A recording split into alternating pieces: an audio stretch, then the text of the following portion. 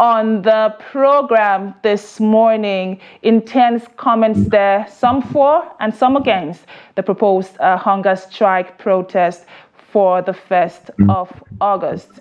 Well, I am now joined by some gentlemen who will be doing justice to that topic. I am joined now by a public affairs analyst in the person of Deyemi Saka. Thank you for joining us on Business Daily this morning.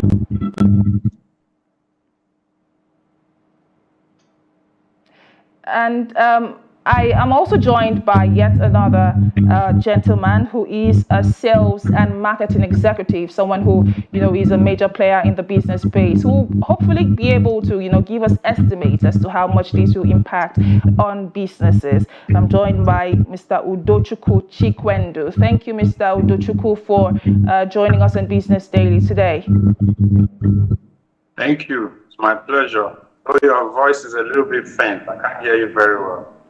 Oh, we apologize for that, and we do hope that the right amends will be done and you can hear me even better. But let me start with you, Mr. Udochukwu, talking about the current economic realities that we have, the not so favorable business environment, high inflation, naira losing its value at the international market, all of these put together. Would you say that the fragile Nigerian economy can handle another large-scale protest? I didn't get your question that well. It's breaking a bit. Okay, let us take a short break. When we return, the conversation continues. To stay.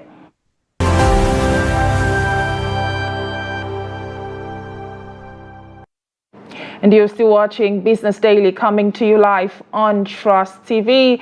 And just before the break, I did, introduce the discuss on today's edition of the program. And the focus will be on the planned hunger strike, which is expected to begin on the 1st of August. The question is, can the Nigerian economy handle yet another large-scale protest?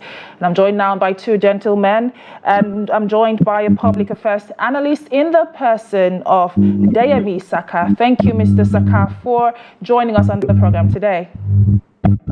Yeah, good morning. Good afternoon. Good morning. It's nice to be here. Thank you for joining. And I'm also joined by a sales and marketing executive in the person of Dr. Udochukwu Chikwendu. Thank you, Mr. Chikwendu, for coming on the program today. Thank you so much. It's my pleasure, always. Okay. I will begin with you, Mr. Deyemi Saka. Looking at the current economic realities, talking about heightened inflation, talking about, the naira losing its value at the international market, and all of these put together, would you say that the Nigerian economy can handle yet another large-scale protest? Well, it's my response is not going to be a yes or no. I'm going to give a background or probably a brief analysis of why I think it should be able to handle it and why I think it cannot handle it. There's a little bit to the right, a little bit to the left. Well, it's a protest, and I don't think, to the best of my knowledge, I don't think the protest will include shutdown of major facilities like our oil facilities and what we just disrupt the sales of crude, which is the base of our economy. So whether we like it or not, no matter how long the protest lasts, I think we're safe to assume that we'll probably still be earning as a nation and other sectors. I think what can happen is, yes, the other impact of it on the economy is the disruption it brings to economic activities, which is mostly private individuals. A lot of people cannot get to the place of work, which has an indirect source of earning for government, because whether we like it or not, transactions will be disrupted. What the country earns daily from VAT and receipts of other charges and what have you will be lost. But the mainstay of the economy, which is the crude oil and other mining sector or extractive sectors, will be up and running, because I don't think there will be a shutdown of that. And so when you were reading out the comments on the position or the opinion you put out on your social media handle, so Nigerians validly said some things. If the economy, as we speak, can afford to, even in the debt states, and when we're pursuing inflation and risen by 200%, and forget about the arithmetic MBS will come up with, price of things have tripled. So the actual inflation on the street is 300%. We still find that we still have enough room to get SUVs for legislators in this bad economy. We'll still be able to afford to buy a yacht for Mr. President. We'll be able to buy a private jet for Mr. President. I think they're telling us that the economy can still withstand the shock the protest will throw at it. Our own opinion, the sentiments. Over to you now, Mr. Udochukwu. You know, looking at the NSAS protest that happened barely 2 to 3 years ago, it was said that over 400 billion naira was lost, you know, during the course of the high-intensity protest. But now looking at, you know, the business page, which unfortunately is set to, you know, not be the easiest at the moment, how do you think this would be impacted? You know, the trade, commerce, manufacturing, transportation, all of these sectors put together. Okay, let me borrow a leaf from what my brother Deyemi just said. The mainstream of income for the Nigerian government is the oil sales, crude oil sales. And this is a peaceful protest. I don't think it's going to ground the economic activities in Nigeria completely. If there are those who have been heightened fear in this protest, it's actually from the government side. If you think of what happened in 20 protest, it was a peaceful protest. Nigerians were simply demonstrating police brutality until the government introduced thugs into the process, hijacked it, and then it ended the way it ended. But from the beginning, it wasn't supposed to end like that, right? And then when we talk about the economy, the important thing I wanted to point out here is what would happen if the protest does not hold? That Nigerians are protesting every day on their individual basis. Someone this morning in Warri who was lamenting to me that she got a liter of 1,000 naira. How much does that person earn? Unfortunately, those that are going to be greatly affected by this same protest are the protesters, because they are the ones who depend on their daily earnings to feed. And if they are going to abandon their daily earnings to go on protest, it means that their source of livelihood has been compromised too. But then how long do you think these Nigerians will continue to dwell in this self-protest that probably nobody is listening to them or nobody is hearing them? That's why they are coming out this time around to say, okay, we want to protest. Is the protest also going to solve the problem we have in Nigeria? I don't think so. I want to wrap up my thought with this. You see, whenever you compromise a national interest for personal interest, you actually take a loan from the future. And that's a classical analysis of what is happening in Nigeria today. The people we trusted to manage the Commonwealth of Nigeria have used this for their personal purposes. And we have gotten to that state where, Amaka, do you know it is better for somebody to die in pursuit of looking for what he will eat than for somebody to die sitting at home and hunger kills that person? I don't know if you understand what I'm saying here. So Nigerians are not happy. And if this protest is the only way they could express that there is no economic safety for them, then let it be. I will only suggest that we should not take laws into our hands. And there is a possibility for people with sinister opinions to take advantage of this protest. But the Nigerian economy, yes, I think it has the ability to handle this protest. And I don't think that the whole economic activity of a nation will be grounded for 10 years because of agitation. I'm not a lawyer, but I think there is a part of the law that also says that while you are protesting, it must not affect the daily activity of the other person who also has the right to go to his day-to-day job. So I think that's my take on this. Well, both of you have emphasized on, the peaceful protest with emphasis on peaceful. But I'll go now to you, Mr. Deyemi Saka. How then can the government, peradventure this protest pulls through on the 1st of August? How then can the government and the protesters, work hand in hand together? Because at the end of the day, I believe the majority of Nigerians are speaking, the minds of what they really are going through. Like Mr. Chikwendu has stated, the rising price of fuel, the rising price of food in the market. But how can they work together peacefully to ensure that it doesn't end up in chaos or anarchy like we've seen, play out in the past? Well, I don't think there's a way they can work hand in hand, because if they've been working hand in hand, the government was willing and ready to work hand in hand with Nigerians, there won't be need for this protest. And to build on what Mr. Chikwendu said, I probably want to correct a notion. The NSAS protest did not lead to violence.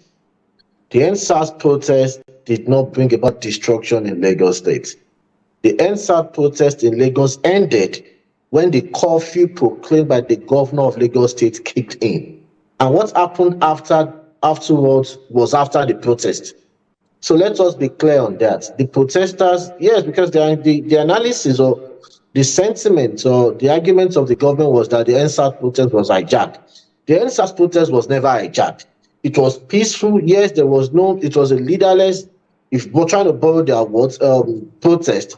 But that was coordinated, that was peaceful until government came up with a proclamation of a proclamation of curfew by the governor, and in a bid to enforce the curfew against all known rules of engagement by the military in curbing or responding to civil disobedience, brought about the wanton destruction in Lagos State, which cannot be said was by protesters.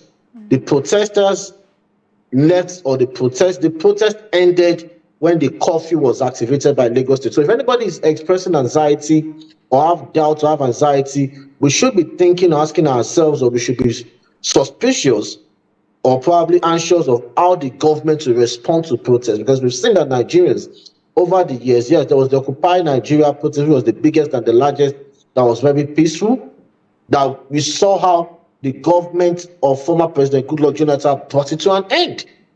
So we should be asking ourselves, and this happened under an APC government, the NSAS, and this is a continuum of the APC government by another APC government. So which is the protesters that should be worried how the government will respond. And trust me, Nigerians have been clamoring, and the presidency, and for whatsoever reason, have been carrying out its policies with so much insensitivity. You're telling us to tighten our seatbelts, but you guys are losing your seatbelt because you're getting fatter day by day. Look at the budget of the State House. I stopped going through the budget of the State House as far back as 2018 because it will leave you depressed. How much is the allocation for feeding? How much is the allocation? In 2016 to up to 2018 that I stopped following the State House budgets for scrutiny and for sake of criticism, there's an allocation for 200 million naira, which would have been increased by now just to prepare the State House budget by the budget office. There's an annual 200 million naira for renewal of software. My ICT background tells me that the minimum you need timeline or shelf life of any software is 24 months, 16 to 24 months. So you look at how those in government are feeding fat, and Nigerians are going through hardship day by day. And it's not just day by day, you are unleashing it more and more. We started with the Naira crunch, the scarcity of the currency. You promised that you came your first day in office, you declared that some subsidy was gone. And as we speak, there's a sort of subsidy being paid. Because don't let us kid ourselves. The landing cost of PMS to the pump price differs. So there's a sort of subsidy. The NNPC did not come out to deny that a report I used the receipts of dividend of liquefied natural gas last year to pay for subsidy. So why? So you keep doing this, and there's food insecurity. There is even insecurity in the land, and you're going about as if yes, we are under a spell. Nigerians are hypnotized. They will just take whatever you throw at them till you get. And it's not, it's commonsensical. If you want to tell us you are bringing us out of a mess, we should be seeing the gradual the progression, towards recovery. You are not telling us that because the former administration of President Muhammadu Buhari, which is your party, dug us 60 feet down, and for you to bring us out of the mess of the 60 feet we are in, you have to dig us deeper by another 60 feet. So you are now 120 feet down. So in essence, what you are telling us that recovery will take forever before we even get, because now we have to even get back to the bad state of Buhari before we now get to the good state of recovery. So what are you telling us? And when they keep asking us to give them time, 1 year, that 1 year is too short. Please, most of our listeners and average, even how everybody here was in university, and the average course in university is a 4-year course. You have an idea of the grade, you will graduate it in the university in your first year. So your first year is disastrous. Please, what are you expecting in the next 3 years? Nothing. Unless you change department or faculty. So what are they saying? So every argument they're pushing forward is illogical, is unreasonable. And we cannot take it as a nation. Nigerians are not coming out to burn down the country. They are not saying we should shut down the economy. Nigerians want to protest.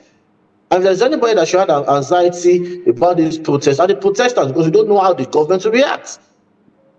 The police are badly trained. When it comes to civil disobedience, they are badly trained. And you've seen now the military have shown us that they cannot be trusted because of how they handled Lekki, because of the aftermath of the NSAS protest. Well, the government that I'm scared of, not the protesters.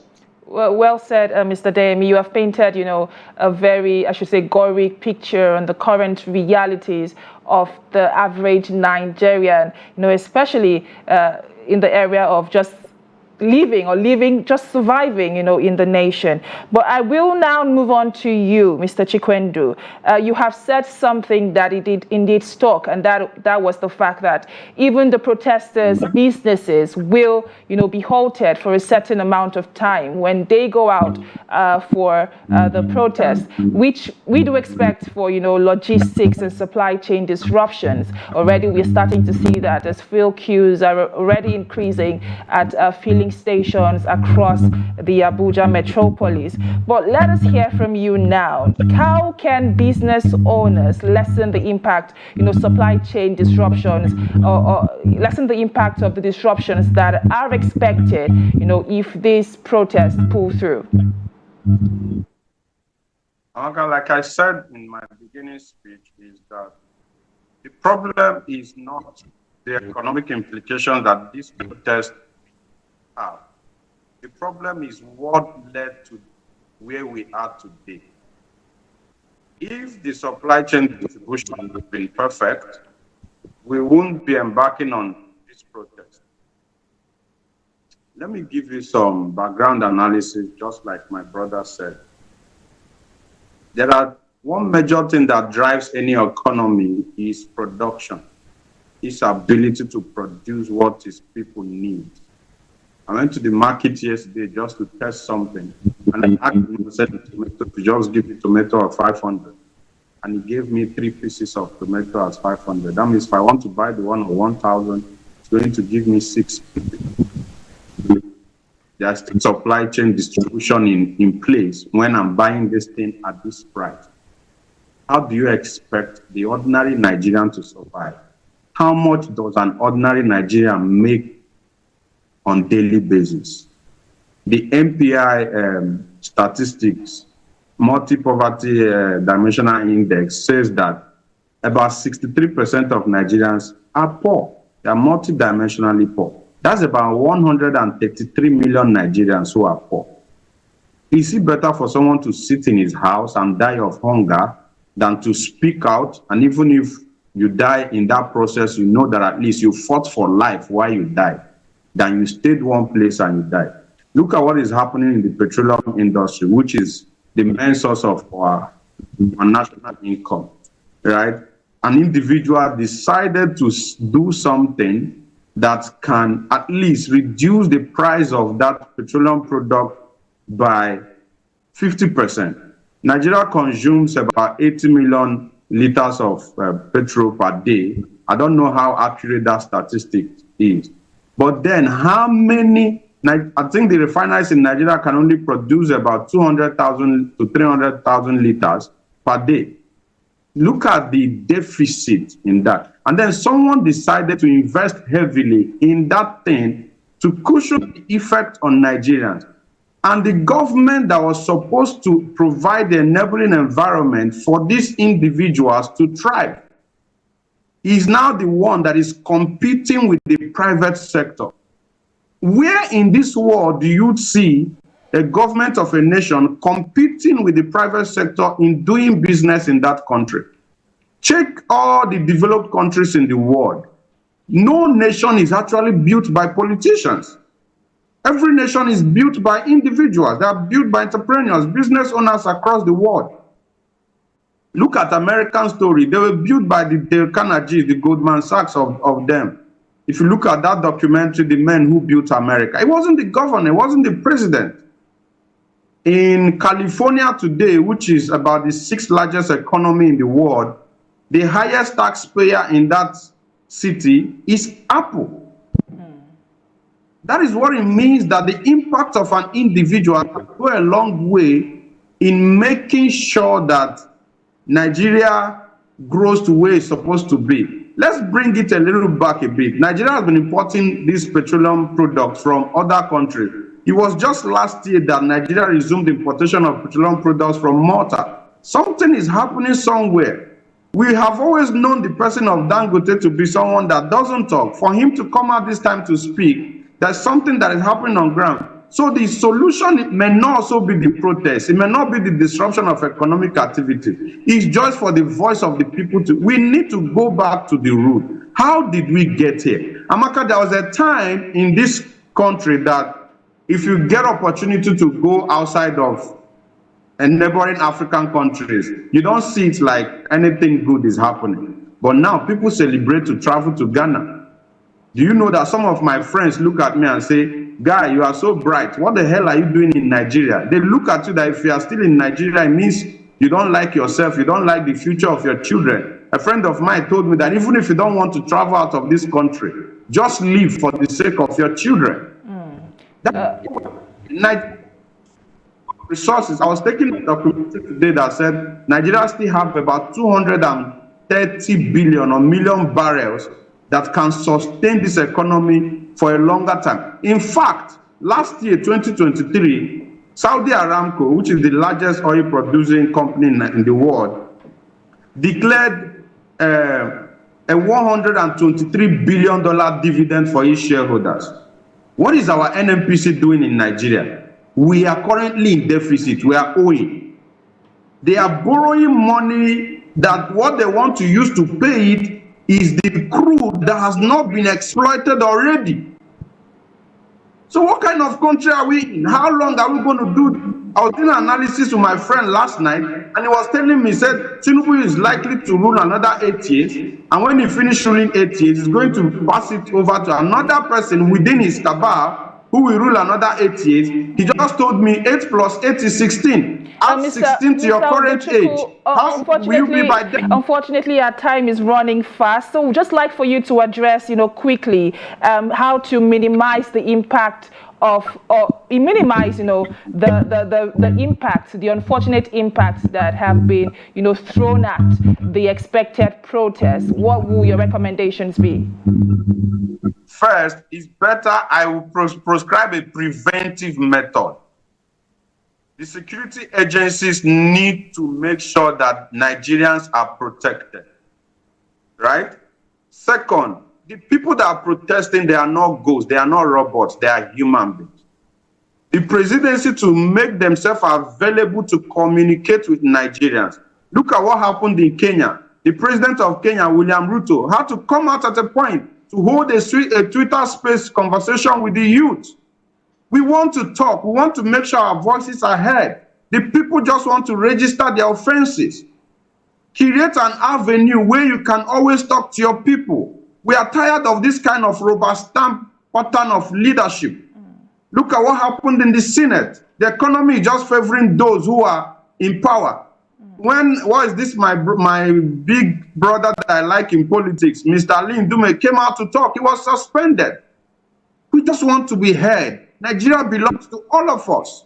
Well said, Mr. Chikwendu. Nigerians just want to be heard.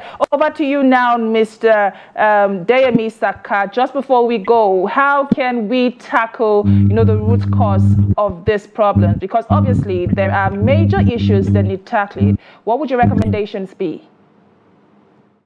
Well, it's just a very simple and straightforward and direct advice or opinion. The government today should not be desperate about discrediting or stopping this protest. Once you treat Nigerians right, once they say that the police are civil in their conduct, even the protesters will help you to apprehend those that want to go on or want some destructions of infrastructure. Once that is happening and the government speak to the people, and are not desperately trying to stifle, end or discredit the protest, we'll find a solution. We'll find a middle ground. Everybody wants to leave. Nobody wants the country to burn down. I think if there's anybody I'm scared of, and I'll still keep saying it, is government response to this across the states. And that's the truth. That's the bitter truth. If you come at the people that hang you with so much brute force, they will retaliate and there will be anarchy. But if you come at them with civility, they will respond to you with civility. By the time the government is telling them what they want to do or what they are doing about the issue at hand or issues at hand, then there will be a listening, there will be an atmosphere for everybody to judge you and not war. Well, thank you very much for your insight. I have been speaking with two gentlemen, Mr. Deyemi Saka, who is a public affairs analyst. Thank you for the insights you've shared on the program. And also, I have been speaking with Mr. Udochukwu Chikwendu, a sales and marketing executive. Thank you, gentlemen, for sharing your opinions on today's edition of Business Daily. It's always my pleasure, Amaka. Thank you. And this is Thanks for having me. Draw the curtains on today's edition of Business Daily, coming to you live on Trust TV. But join the conversation on social media. Let us hear your opinions on the discourse for today. My name is Chiamaka Nendu. Thank you for watching, and bye for now.